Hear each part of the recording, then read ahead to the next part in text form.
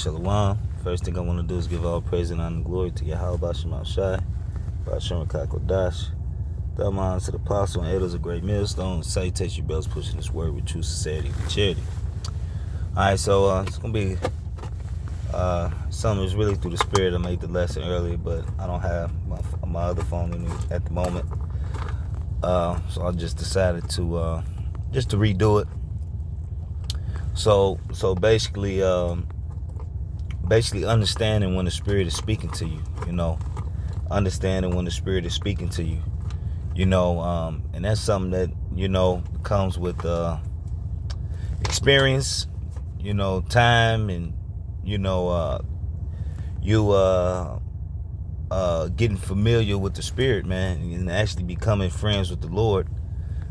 You start to notice certain things that might be a little out the ordinary, might not, and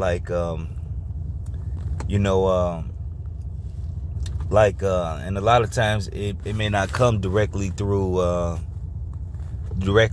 him or a dream. It might even come through a brother, the Lord, it might even come through a fucking nigga, you know what I mean? I mean, he might say something that make you, and that he ain't used to saying, you know what I mean? So, this is Job 33:14. For the Most High speaketh once, yet twice, yet man perceiveth it not. In a dream, in a vision of the night, when deep sleep falleth upon man, and the slumber upon the bed, then he openeth up the ears of men, and sealeth their instruction. Alright, so because the Lord talks to us all the time, right? He speaks to us throughout the day, tell us what to do, what not to do, whether it's through a brother, whether it's through the Spirit in general, you know what I mean? And Jake don't pay attention, like even myself, I get stupid, you know what I mean? Because it's something that comes with really a lot of times you got to deny your flesh, and then understanding when you talking to yourself, when it's you, when it's the left hand spirits, and when it's actually the Spirit of the Lord, which is, the Spirit of the Lord, man, whether it's an angel, whatever, how the Lord talking to you, just understanding when it's the Spirit talking to you and when it's something else, and then that comes with, and you really got to pay attention because, Satan will come, he'll get in your head and, he'll make it seem like he an angel of light, you know what I'm saying? So basically, he'll make himself seem like he good for you. He'll quote scriptures, but it'll be off. You know what I mean? It don't be according to the scriptures. So the 2 Corinthians 11:14, and no marvel, for Satan himself is transformed into an angel of light. All right, so Satan, he'll make himself seem like, all right, he in your corner. All right. These demons will make themselves seem like, they actually rooting for you. But in all actuality, they just trying to come another way and try to beguile you, I mean, because the word demon only means intelligence. All right, so they're very intelligent on how they would try to influence you and trick you, and as believers, as worshipers of Yahweh Bashem Shai, you gotta understand. We gotta understand when to differentiate. And a lot of times, like when I had certain dreams, if it don't line up with the scriptures, like because sometimes, like I had a bugged out dream yesterday. It was really a warning to my wife. It was a lot of Greek mythology in it. And if you don't know how to gauge the spirit, if you don't know how to, eat around eat the meat, and differentiate when what is what and what is this and what is that, you can get confused, but I noticed with me, a lot of my dreams be like that. It be like movies, and then inside of this well, I would say like a play, because it's really more like I'm in it, you know what I mean? And it'd be a lot of theatrics, and then the message be inside of the theatrics, inside of the whole message, inside of the whole deal, you know. So it don't be just like, oh, the whole dream means something. No, it be a particular part that's happening, that's really the pertinent part, and then the rest of it is just basically to add fullness to it. You know what I mean? So it's just something that was on my spirit, because we coming into times to where, you know, we gonna start getting tested in ways. Well, we getting tested in ways now that we ain't never been tested. You know, our faith is being pushed to levels. All right, and the Lord is trying us. All right, the Lord is trying us. Yahweh Shema Shai is trying us. So, and if we don't really exercise the things that we learned, and exercise and actually utilize in the spirit, you know, you can get got, or you can find yourself in a sticky situation, thinking it was the Lord talking to you, but it was your own thoughts.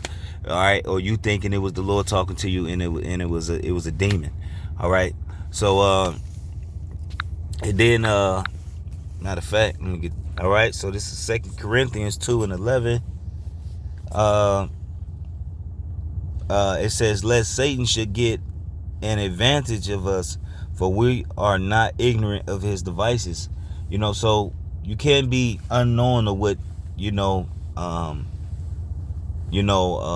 Satan's devices, because he'll try to trick you, but we got Yahweh Shema Shai, and I'm gonna give and I'm gonna end it with this, because my wife just had a baby the other day, and we both had dreams. All right, now I thought a lot of times when I had dreams about babies, it'd be somebody close to me has a baby.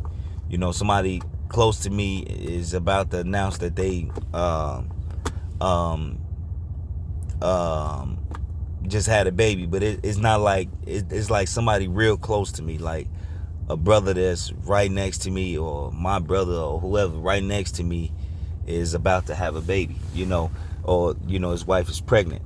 But I end up having a dream that my brother, my blood brother, all right, he was there, and I was holding my son, and we was in this church like setting, and he was like concerned about my son or whatever. So when I woke up, as soon as I woke up, the first person that called me was my brother, and the first thing he asked is, where my nephew at? He ain't came out yet. And I was like, oh shit, and then, I called a couple brothers a couple brothers I was close to see if their woman was pregnant. Like, man, brother, your woman pregnant? Yeah. And they like, not that we know of. So we got to the hospital. My wife ended up telling me on the way to the hospital that she had a dream, in the midst of me telling her the dream I had, she told me she had a dream about doctors trying to make her take the epidural, and she kept denying it. So when we got into, we went to the hospital. Now this is all the same day. We got to the hospital, and the doctor, first thing they asked is if she want the epidural, and she was in debating because the contractions.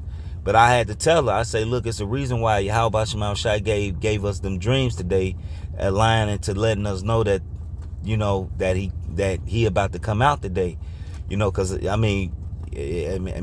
was crazy how it happened, because we went to the hospital, she wasn't having no contractions, none.